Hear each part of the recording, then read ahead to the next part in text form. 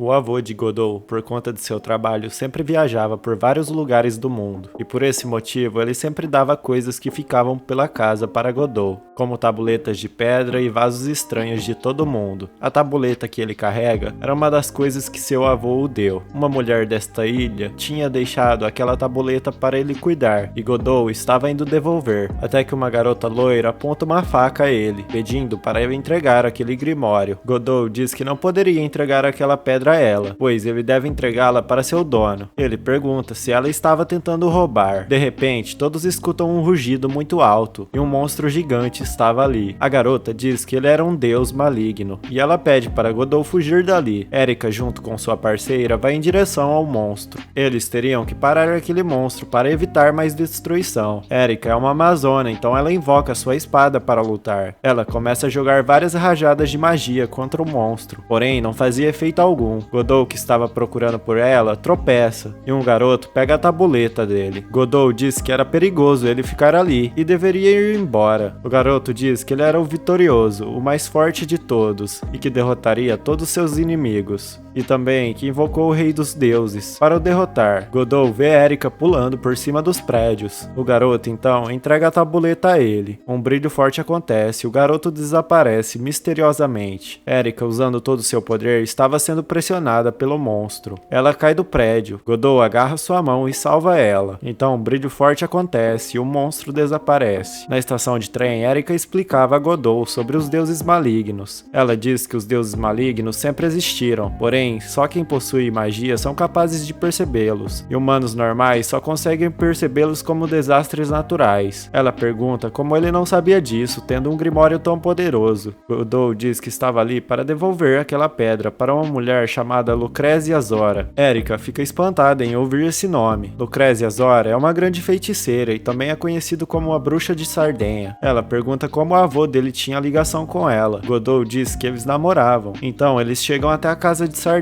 Lá se deparam com um gato falante que os leva até Sardenha. Godot achou ela muito nova, pois ela namorou seu avô. Sardenha diz que não demoraria muito para anoitecer e pergunta se ele queria experimentar uma coisinha. Godot diz que não estava com vontade e Sardenha pega a tabuleta. Ela diz que aquilo era um livro secreto de Prometeus. Ela pergunta se Godot encontrou alguém no caminho enquanto ia para sua casa. Ele disse que encontrou um garoto estranho. Então Sardenha diz para ele ficar com aquela tabuleta. Erika fica irritada por ela dar um precioso grimório da Era dos Deuses a ele. Mais tarde, Erika pedia para Godot pôr mais bebida a ela. Ele disse que não colocaria mais, pois ela já estava falando até com uma máscara. Até mesmo sua empregada Ariana estava embriagada. Godot a ajuda a ir para seu quarto. Ele gostou muito do cheiro do perfume dela. Erika diz então para tirar seu vestido. Godot, constrangido, abre seu zíper e ela se deita na cama. Godot fica envergonhado por ver ela daquele jeito e desvia o olhar. Ele vai sair do quarto, porém a porta estava trancada. Lucrézia tinha trancado a porta. Na manhã seguinte, Erika acordou irritada por ele estar dormindo em seu quarto. Ela disse que se ele tivesse feito algo com ela, ele teria seu pescoço quebrado enquanto dormia. Então, um estrondo acontece. Do lado de fora, um deus passava. Seu nome era Melkart, e ele era rei dos deuses fenícios. Relâmpagos o atingiam, e parece que outro deus estava o atacando. Erika diz que iria evitar a luta deles, senão a ilha seria destruída. Então, eles vão em direção ao deus. Godot lembra que na casa de Sardenha, ela disse que dentro daquele grimório havia um poder que poderia roubar a autoridade de um deus, e poder usar seu poder. Do lado do carro, eles viram uma sombra. Uma fera divina voava em cima deles, porém eles não podiam ver. O garoto que Godot encontrou estava na frente daquele deus, e ele era o invencível deus da guerra. Erika salta do carro e vai em direção a eles. Ela tenta interromper os dois, porém são lançados raios contra ela. Godot a salva de ser atingida. Godot diz para Melkart que dentro da tabuleta havia um poder de um deus, e pergunta se ele queria unir forças. Melkart achou o garoto engraçado e aceitou. O vitorioso ataca Godot, porém Melkart não permitiria ele o atacar. Erika pergunta como Godot conseguia sorrir em uma situação dessa. Ele diz que nem mesmo ele sabe explicar. O vitorioso invoca uma espada e tenta romper a barreira que protegia Godot. Erika diz para ele fugir, pois um humano não aguentaria o poder de um grimório divino. Ele diz que aquele poder foi confiado a ele, e não podia fugir. Erika o dá um beijo. Assim que o vitorioso quebra a barreira, Godot joga uma magia poderosa nele, porém não foi o suficiente para o derrotar, mas Godot conseguiu roubar a espada dourada dele. Godot não sabia sabia o que fazer agora e pergunta a Erika o que fazer. Ela vai em direção a seus lábios, o beijando. Uma luz muito forte começa a ser emitida pelos dois, e várias espadas douradas começam a sair do chão, e todas elas são arremessadas contra o vitorioso. E assim Godot derrotou sua primeira divindade. Esse anime já tá completo e o nome dele é Campione. Se você quiser dar uma assistida,